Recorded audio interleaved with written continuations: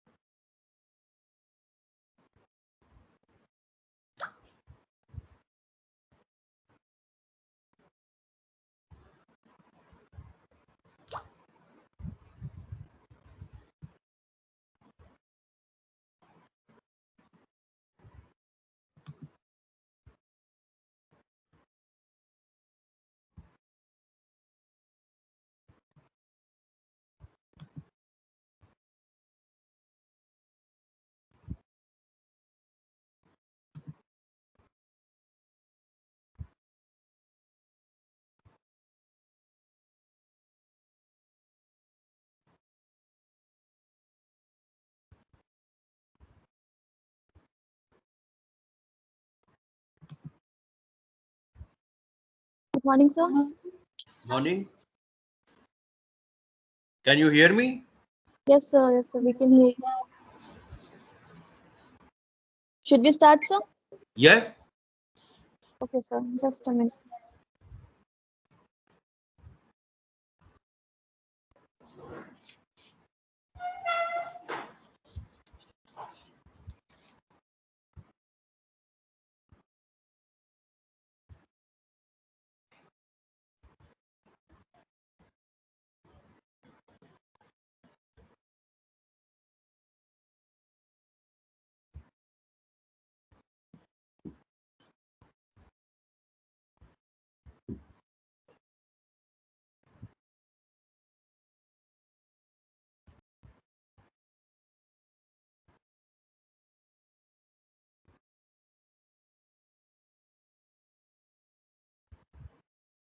Just a minute, sir. Sorry for the.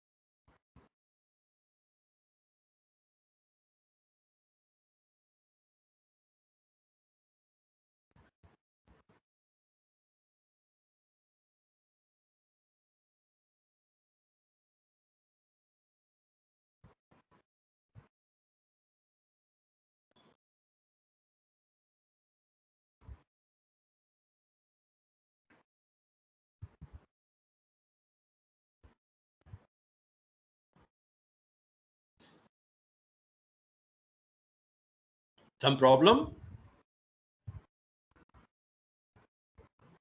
No, sir. No, sir.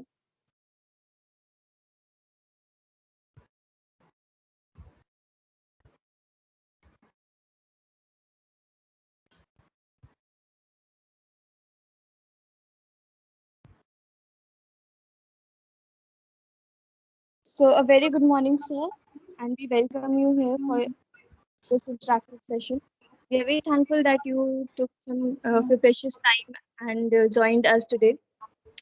Before starting, there is a video of your upcoming book. We would like to share that. Then Prasoon will take over. Ayush, please start the video.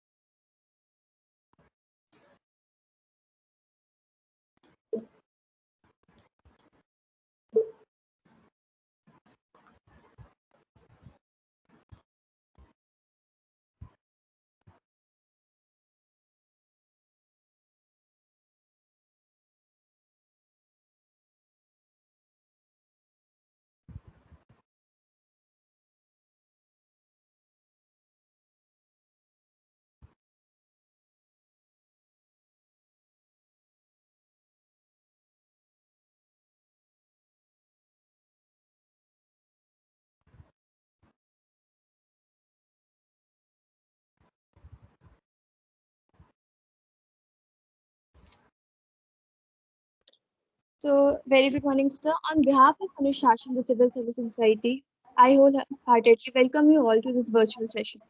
We would also like to thank Unique Publishers, one of the most trusted names in the field of educational book publishing, since its inception in 1969, for giving us a golden opportunity to interact with one of the most prominent personalities in the arena of Indian bureaucracy. Our guest here, our guest speaker for today's webinar is Honorable Mr. Deepak Gupta, sir. He is former UPSC chairman and retired IS officer of the 1974 batch. To appraise you something about Sir's career and personality is to simply showing merit to Sir. Sir's bureaucratic career is the epitome sheer dedication, hard work, and resilience. Sir, in his early career, has spent several years working in different departments of the state in the state of Bihar. In his long administrative career and distinguished service, he held many senior key positions in various ministries of the Government of India. His foreign assignments include stint as an advisor at India Trade Center, Brussels, and a year with World Health Organization in Delhi. Retired as Secretary to the Government of India in the Ministry of New and Renewable Energy. Sir has served UPSC as its chairman from 2014 to 16. He is also known for presiding over the conceptualization implementation of India's national solar mission.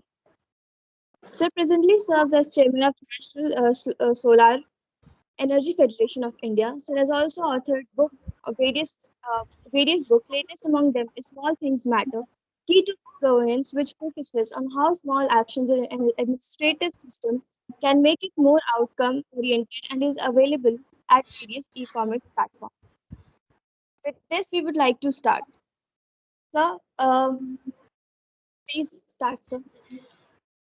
Thank you, Anushka. And friends, thank you very much for inviting me. The subject given is preparation, training, and service life.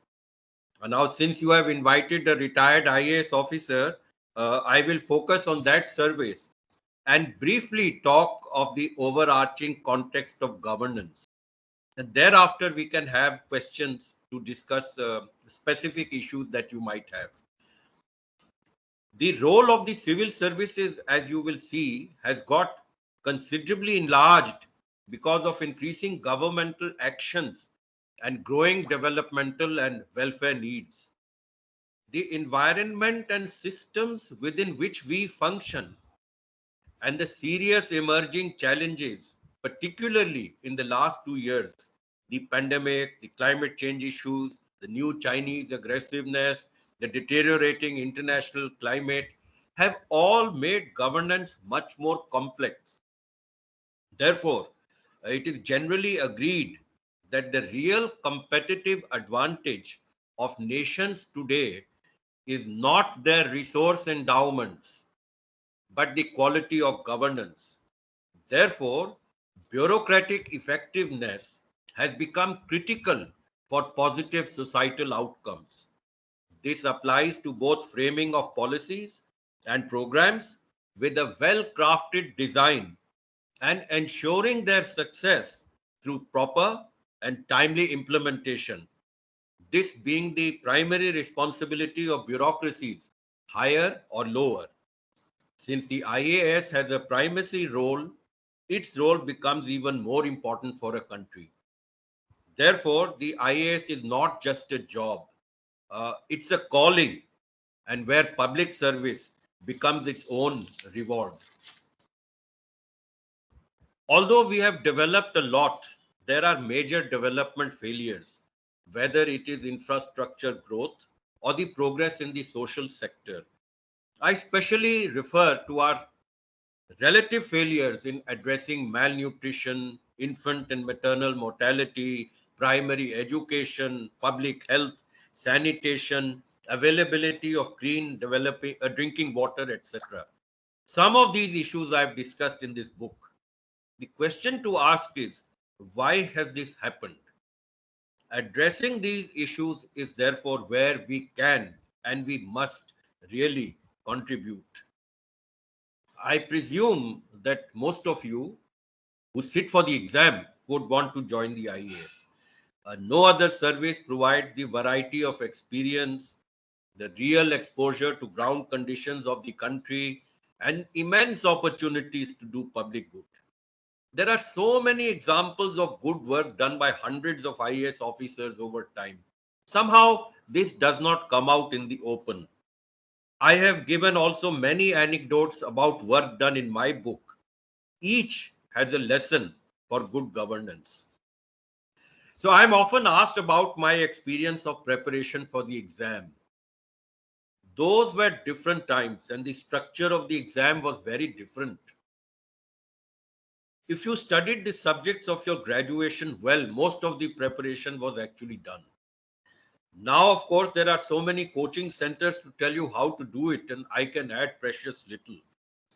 But it may interest you to know historically that soon after the examinations were started for the ICS in England in 1855, coaching centers were set up and they flourished. And then ensued a constant battle between them and the government to beat each other. In 1876, the British Prime Minister reduced the maximum age for sitting to 19 so that students could be directly taken without going to coaching centers. Incidentally, and this is also interesting, the whole of the 19th century, the battle in the exams was how low the maximum age should be to get young people into the service. And it was always below 22. In India, it is how high it can go. I also remember when I was just thinking about it, that when my son was sitting for the IIT, he mentioned about Fiji classes, coaching classes. And it had become so popular that there was coaching centers to get into Fiji. So coaching, has become a sort of end in itself in a way. Yes, sir. I think more important is to prepare yourself as an individual. We kept ourselves aware of what was happening in India and around the world, and we read about and discussed those issues. Do that. I think being good in language is important, both writing and speaking. You must have confidence without arrogance. Be a team person and learn to accept the other's point of view, which sometimes today's social media does not. Being motivated and public spirited and having a positive attitude helps. A well-rounded personality is a bonus. You must develop different interests and hobbies. These things will count when you go for your interview, which is a test of personality, not of knowledge. Further, so many people sit and so few make it that no person should treat it either as end of the road or become depressed or continue to sit year after year as if sitting has itself become a profession. Alternatives must be there. And that is one reason why allowing so many attempts, in my view, is a bad idea. Make your career choice early if you can, and then work towards it. Don't let life idle away in trivial pursuits, because life itself becomes a preparation for what lies ahead. This brings one to the nature and training and the development of professionalism. When a merit-based examination for entry into the ICS started in 1855, liberal education was considered essential. This was to open the mind and help general understanding of important philosophical and societal concepts and principles for those who will govern. What is the idea of justice? What do freedom or due process mean? What is the will of the people? Now that mostly technical people are entering the service, the training at the academy must instill these general liberal principles. I have given some detailed suggestions for training in my book, The Steel Frame, which is which is a history of the IAS. Bookish knowledge will not be helpful per se. Important concepts have to be properly understood, appreciated, and internalized. Topics must be derived from training needs and transacted to the extent possible in an interdisciplinary manner with a strong reliance on real world examples and experience and learning from best practices and successes. Above all, I think there needs to be a strong course on ethics and values and leadership. In fact, this can be done at the university stage also. In career training must lead to professional development and some degree of specialization. Such a civil servant will have a greater confidence in himself and in his abilities and will contribute enormously in discharging his duties more effectively. Regarding the service itself, it would be best to listen to what Sardar Patel, known as the father of the service, said. I think it's important for those who want to sit for the service and those who join it to know the history of the service, which is why I wrote this book, The Steel Frame. Pre-independence times in the 40s had become quite chaotic. Sardar Patel saw how administration was managing. He also saw how, in order to ensure political control over the services, chief ministers were actually asking for these services to be transferred to the states. Sardar Patel then played a decisive role against strong opposition. In his meeting with them in October 46, he said that, and I quote, in a country of multicultural communities, there would be provincial susceptibilities.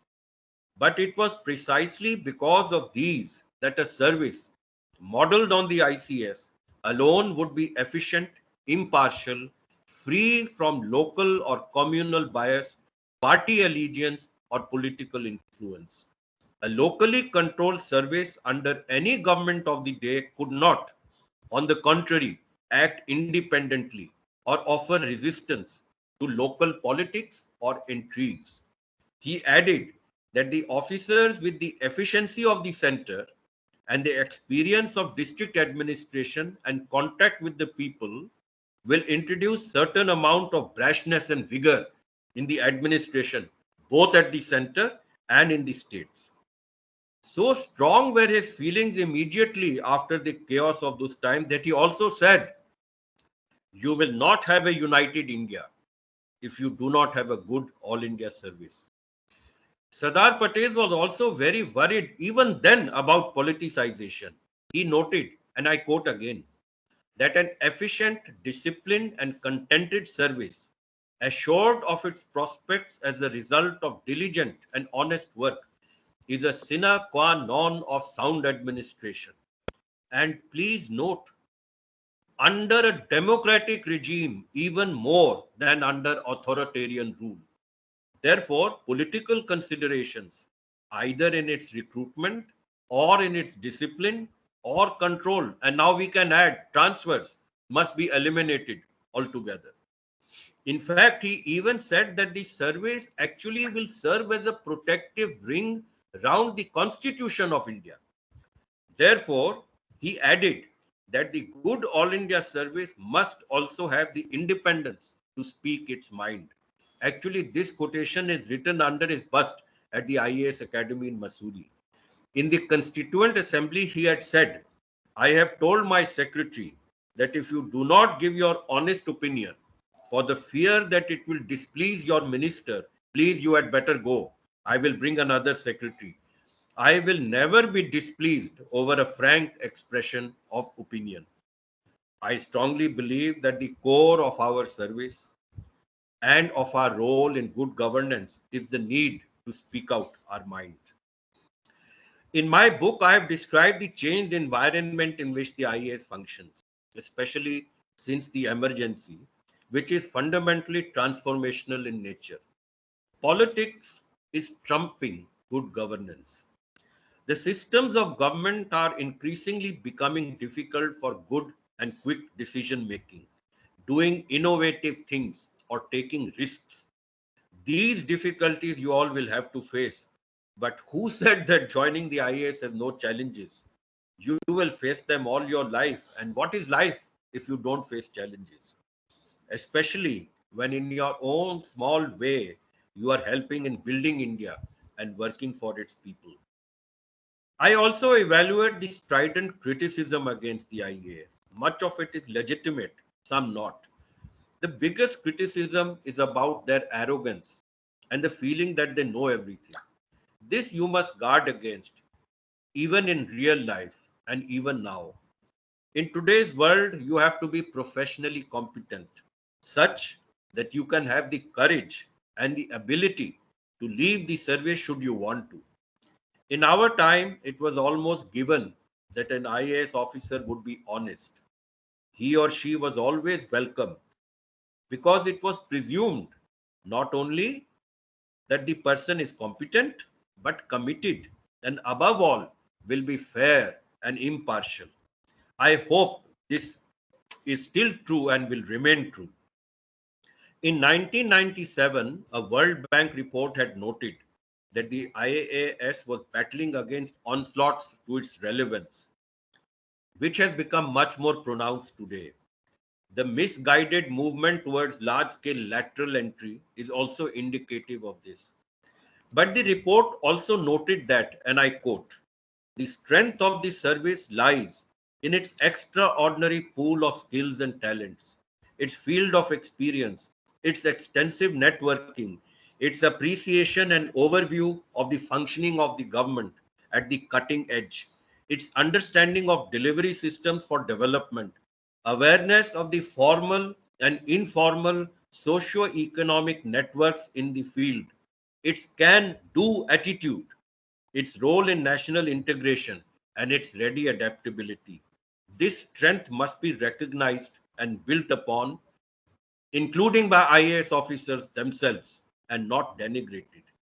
I often wonder, though, at the naivety of those who call for the abolition of this service. You must have heard about it, as if that alone will solve all the country's problems. So, with this brief introduction, I end and I can now take specific questions. Thank you. Thank you so much, sir, for your motivational thought and all the history that you told us. We all know about the present, but history is really not so well known by many of us. So, as we know, sir, that the service, the selection process, we all understand. The how we get selected, how we prepare, we all understand. But after the selection has completed, how is the training? What is the life in training, and what is the life in our service when we join the service, any service, or how it is when we join the training when we go to Labasna? How it is there? I think the your visit and the training period in the academy, it's one of the best periods of your life. You have just got a new job, and it's an important job. You are feeling yourself to be on top of the world. You are financially independent, and you make a lot of good friends. There is a very free atmosphere and a very friendly and very intellectual atmosphere. I think the training has now become very robust. Uh, there is a danger of the training becoming too academic, especially since now the professional course gives you a degree by the JNU on public policy. My own view is, and which I just briefly mentioned, that not bookish training is not required there. You have to be prepared now to go into the field. We must recognize that the first 10 years are spent in the field. So what are the issues which are coming up in the field, etc. These are the things which have to be discussed, and they are. You have to become future ready, because it's a technology developing world. So you must be able to be comfortable in that. We are not very technology friendly, but you people have to become masters of that. And I think you have to learn empathy, because you are working for the people of India who are in difficult situations. And some of the qualities I had mentioned, I think in general, the training has become quite robust. And then when you go to the district, I think you have to take huge advantage of the district training. You try to do your best to learn what are the real issues of the people. How is the government and the system trying to resolve this? What are the pitfalls and difficulties that are being faced? How we can overcome them? And so that you can make it a part of your experience, because that will serve you for the next 20 years. So I think training maybe requires a little bit more attention, but in general, uh, I think they are preparing you to become a good IAS officer. Yes, sir. So now we have Tarushi with the questions that our students wanted to ask you, ready to interview or whatever bureaucracy and service. So she'll continue. Okay. Yeah. Okay. Tarushi, please continue. Okay, thank you, Anushka. A very warm good morning, sir. Thank you. Heartfelt congratulations. Yeah, thank you, sir. Heartfelt congratulations to you, sir, for your newly published book, Small Things Matter, Key to Good Governance. Before rolling further, everyone, I also want to bring to your focus that the book is available on Amazon and Flipkart. Sir, everyone is delighted to see you and they have asked some questions. So, my first question to you is, sir, what does an interviewer seeks in the candidate while UPSC interview? Like, what are the qualities a bureaucrat is expected to possess? So you must have read the syllabus of the IAS exam prospectus when it comes out. Prospectus. In that, very clearly, it is mentioned what sort of things are expected. And what are the things people are looking for in the interview. And some of the things that I mentioned in my talk are very important. Person, how does he think? How does he speak? How does he argue his case? Is there is he doing that in a rational and coherent way, in a convincing way? uh, does he really believe in that? uh, in somehow, public spirit and integrity must come out in your answers. Apart from confidence, is a sober person, willing to listen to others. He's not over argumentative. He presents himself with confidence. After all, when you are in the service, you have to talk to all kinds of people, deal with all kinds of situations. So you have to be very adaptable. So these are all the kind of things that a person is trying to find out in an interview, and actually these are all listed out in the prospectus also. So and these are important anywhere. I mean, why only the IAS? These are important anywhere. It will help you everywhere. So in other places also people are looking for these things. It is not a test of knowledge, as I said. Knowledge has been tested already. So it's really a test of your personality. So you should be conscious of this. Okay, sure, sir. Sir, my next question to you is, how can a candidate achieve good marks in interview? Does the marks given to the candidates depend on the number of questions answered by them? I'm not very clear about this question. It does not depend upon the number of, what does number of questions answered by them mean? I'm not very clear. Sir, so like Does how many questions are like? No, it is not a question and answer session. It's a discussion. It's a conversation. So it doesn't matter. I can ask you 5 questions. I can ask you 20 questions. It doesn't matter. The number of questions don't matter. It is how you are talking, how you are responding, how you are conversing. Those are the important things. Now, if for example an earthquake has happened in the morning somewhere and you are not aware of it in the interview, that is not a good thing. Many issues, of course, we don't want to discuss controversial issues, but if there is some developments taking place in China, and I ask you questions about it, if you are unable to answer that, that may be an issue, because and then we can discuss what is your view, what is my view. It is not that your view is right or my view is right. It is how you argue about the view you hold.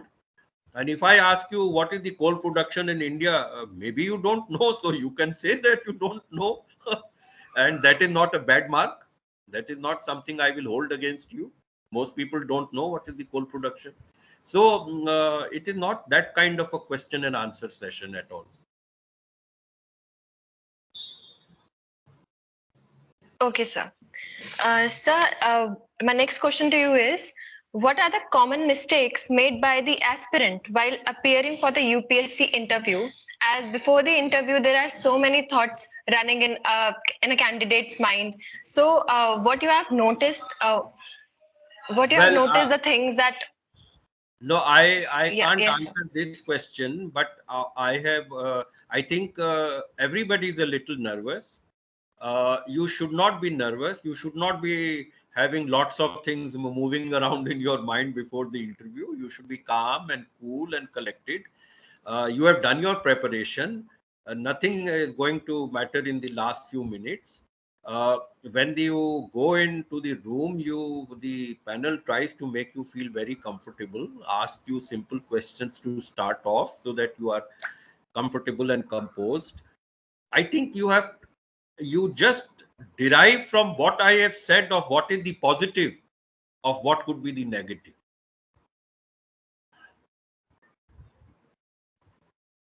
It's the opposite of what I have said.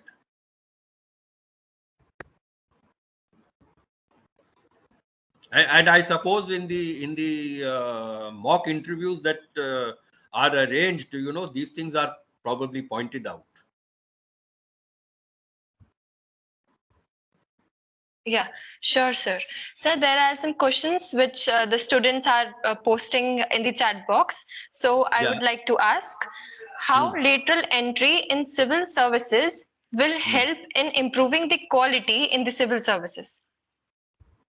I think the concept of lateral entry into the service is a little misunderstood. There is no lateral entry into the service. It is a lateral entry to a post, like a joint secretary's post, which generally used to be filled up by IAS officers. So it is not a person coming into the service. And I think everybody is against the idea of lateral entry into the service, because my real gain in the service is the experience that I have gained in the 15 years. And if you lose that experience and directly enter the service, then the meaning of the service itself finishes. But you can get lateral entry into the post directly, into some post. Now, there are issues there, both pro and con. The pro is that we are very short of IAS officers, so they cannot fill up all the posts. And therefore, you need people from either other services or directly to fill those posts. The con is that they are not really experienced um in the management of government affairs, and so the they are feeling a little lost of how to handle these things. But we have to be very careful. I don't think you see today I every possible good policy advice is available to me. There are think tanks, there is a lot of literature, there is a lot of research which is available to any ministry or any department by taking advice of the best policy. There's no short. So bringing a person just to give that advice is not necessarily going to resolve the matter. Then a lot of the time of the joint secretary is in coordination, is in getting things done, is in meeting with other departments, etc. That experience the person who comes in cannot bring with himself. So there are these issues. On the other hand, now take the example of MNRE where I was secretary. There is a joint secretary, two joint secretaries, there is an additional secretary, sometimes there isn't, but there are many scientists. Now I need good quality scientists all the time because I'm going into new technologies, I'm going into biofuels, I'm going into ethanol, I'm going into hydrogen and all that kind of thing. So if I am able to take through the lateral entry route to those posts periodically scientists on contract, I think I will be up to date. I will have with me up to date knowledge of whatever is mattered, and just having a joint secretary in the ministry won't help if this advice to me is not available. So we have to think of the larger context. It is not that just get lateral entry, quality will improve. It's not a direct equation. And I've discussed this very in detail in my book on the IAS. Okay, sir. Sir, as you mentioned that we are very short of IAS officers, so why the number of vacancies for IAS is decreasing year by year? No, it's not decreasing. I think it's 180 at the moment per year.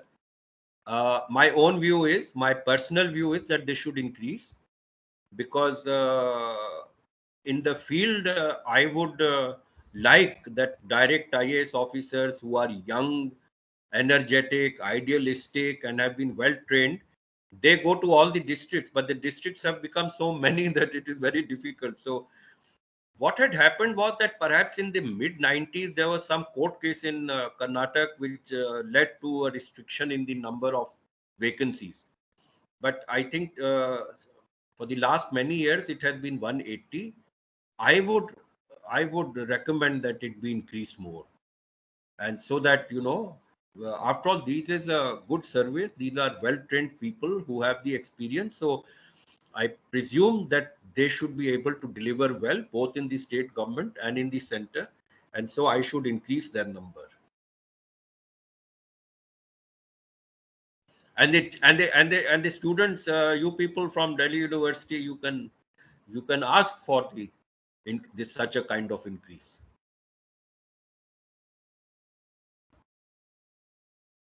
Yes, sir. Sir, another question is why is the selection of Hindi medium decreasing in UPSC CSC, as many students want to know this?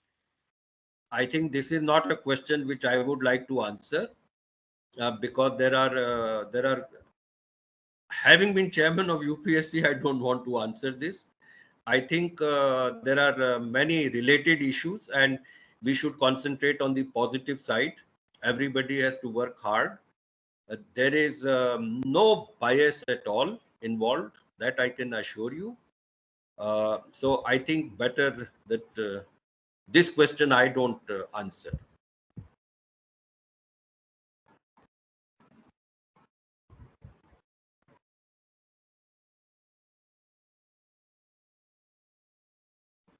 Sure, sir.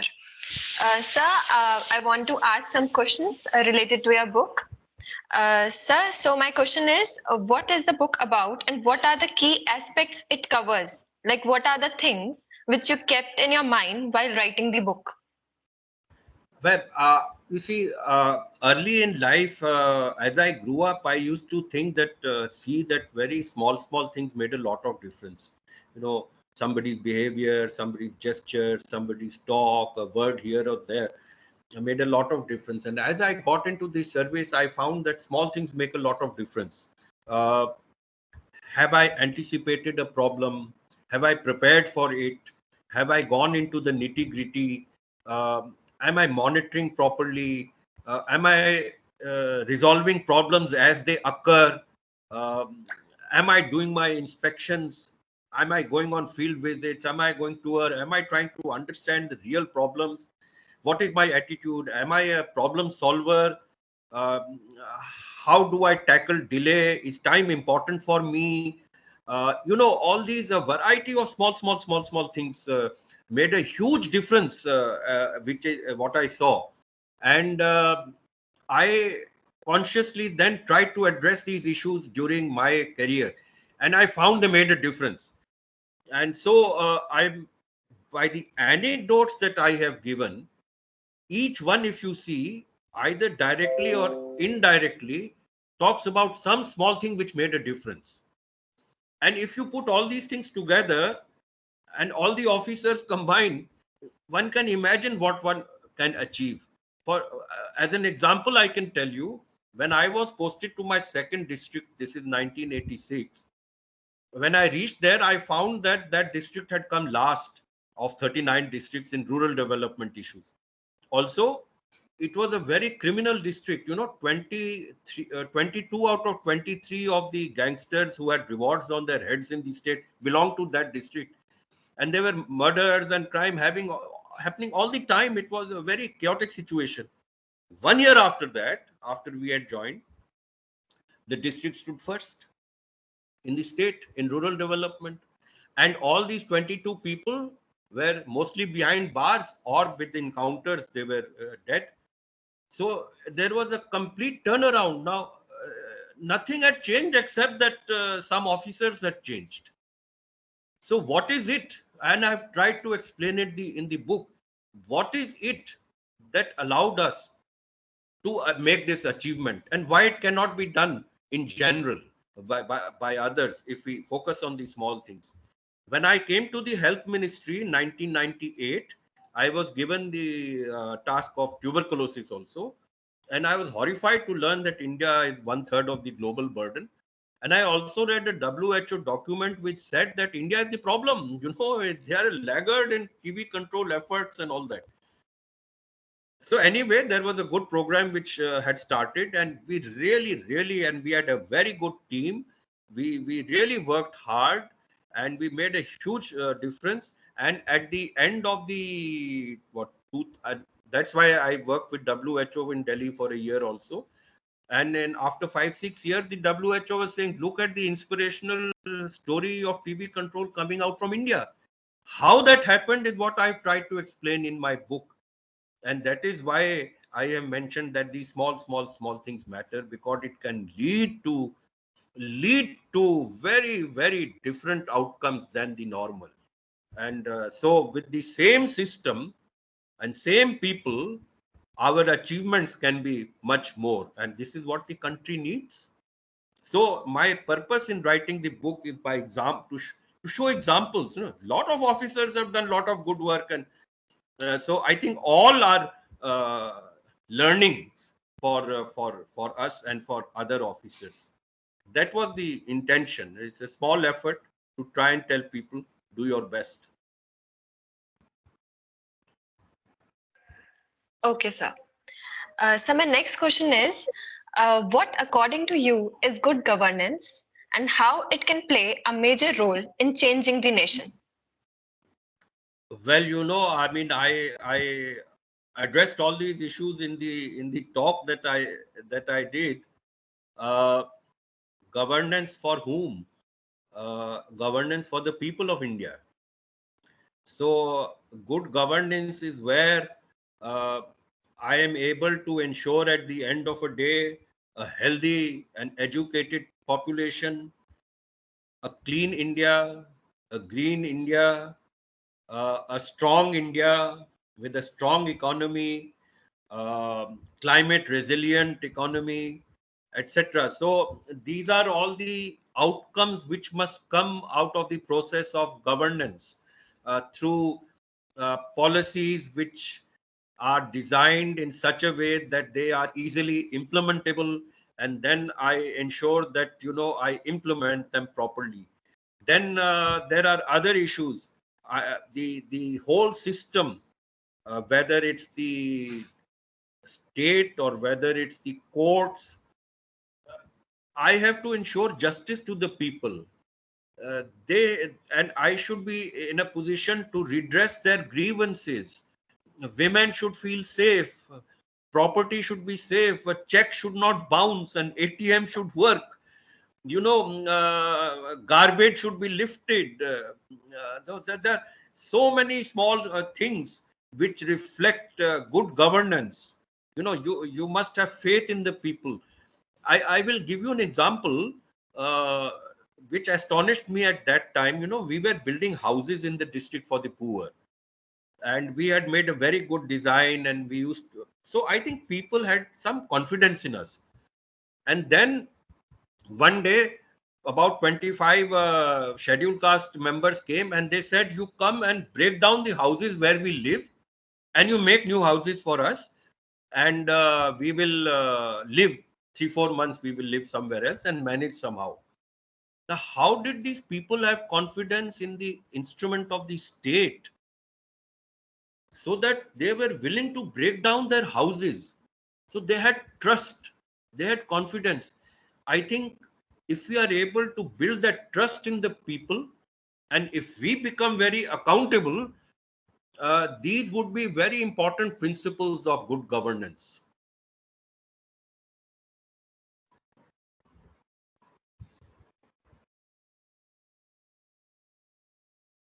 Yes, sir.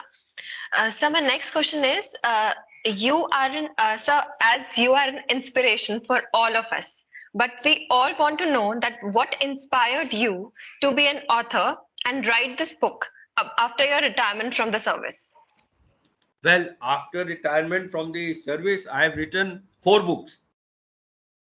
So I retired as secretary MNRE. So energy became a very important issue for me, and I tried to understand more of it. And in the energy, the need to bring the benefit of electricity and energy to the last mile was very important. So my first book after that was Achieving Universal Energy Access in India. After that, I joined the UPSC, and then while I was in UPSC, and I used to look at records and documents, etc., and I started my own reading. After all, we are getting people into these services. What has been the history of these services? I asked different cadre authorities to write about their services, collect document. I started reading about the IAS, and I found the history very important, very very interesting, and also that most people don't know about it, and even officers don't know about it. So I wrote about the history of the service. And then um, when the pandemic started, the question came how to pass your time, because we were all under lockdown. So I started just writing about my career, I sort of nostalgic journey into the past. I said, let me just pen down what happened, and ruminate and think about it. And as I started writing, as I told you, I always thought of what the important results of small things are. Slowly, somehow the other, as I was writing, this theme came again and again and again, and I thought ki maybe it could become a book. And then we had this discussion with Unique, and they said yes, this could become a book. So these thoughts which I thought I would leave for my children really became a book, uh, as a message to probably to IAS officers, young and aspirants, that you can do your bit and the country needs it, and this is one way of doing it better. So I thought it might be useful, and that's how this book came about.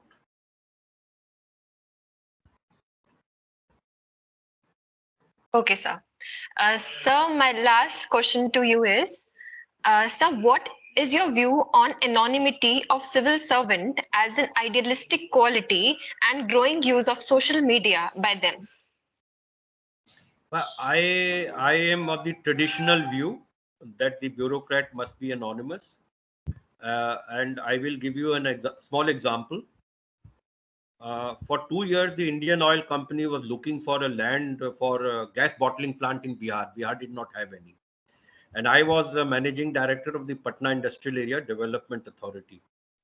One day I was sitting in candlelight in my office, and electricity used to go away frequently, and I saw a letter which had left the department 6 months earlier that IOC is looking for 80 hectares of land.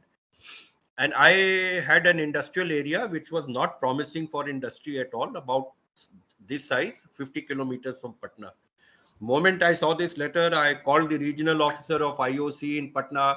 Come, I drove with him to our land. I said, does this fit your purpose? He said, yes. We came back, we rang up the Calcutta office. The regional manager flew down the next day. We went to the site again. He liked it. Next day, they applied for the land. And in 3 days, we approved it and we got the entire land to them. And Bihar got its first gas bottling plant. And the IOC chairman said, how has this miracle happened in Bihar? But nobody knew about it. Nobody knew about it. I didn't talk about it. Now, when the Bihar elections were held recently, last year, actually the two more gas bottling plants were set up, and these were inaugurated by the highest political level. So I think the bureaucrat has to be anonymous, but there is an issue of accessibility for removal of grievances and for complaints, whereby a certain kind of relationship through the now social media uh, could be established. I think that is possible, but I think on the general, the bureaucrat must remain anonymous. Let his deeds speak for themselves, or her deeds.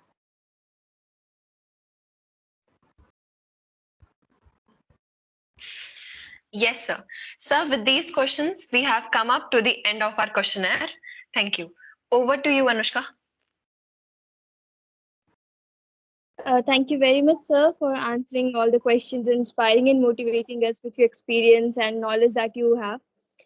Before ending, there is a question that just came up in the chat box. As you mentioned that we should not be, sitting again and again for the examination. So one of our attendees asked that what should we do, or what precautions should we take so that we can clear the exam in first attempt only, so that we don't have to repeat the process again. So anything that you can guide us with for this particular thing?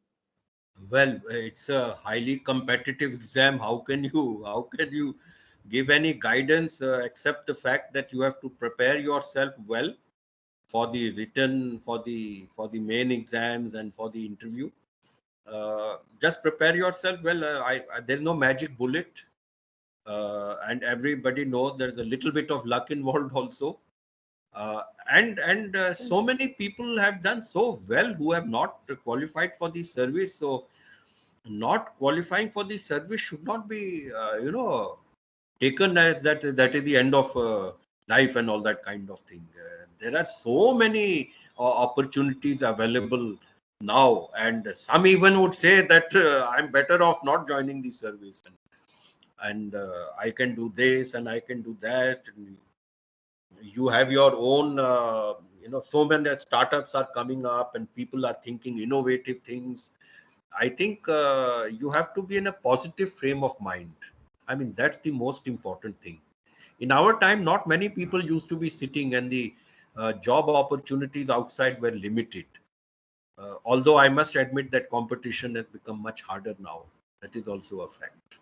But positive frame of mind, I think, uh, as in life in general, it will help you. You must have that. Yes. Yes, sir. So thank you for the session, sir. It was really very motivating. It's not every day that we listen, we get to hear from somebody who is that experienced, like as you, in the field, in various fields actually. So with this, I would like to conclude, but we have our another member to thank you properly. So now I call Ashutosh sir to please give the vote of thanks. Thank you so much, Anushka. Very warm good morning to everyone. It is my privilege to propose the vote of thanks and acknowledge the contribution of all who made this seminar success. And from on behalf of Anushashan, the Civil Service Society, I would like to propose my heartfelt thank to respected Deepak Gupta sir, who really give to hear thoughts and experiences. This is definitely work for all of us, and your wonderful sir amazing speeches, it's really work for us. And last but not the least, I thank to all my audience who listen carefully this seminar and make this seminar successful. Thank you so much, sir, and thank you all of you to make this event and successful successfully. Thank you. Thank you very much. Thank you very much. And all the best to all of you. Thank you, sir. Thank you so much. Sir.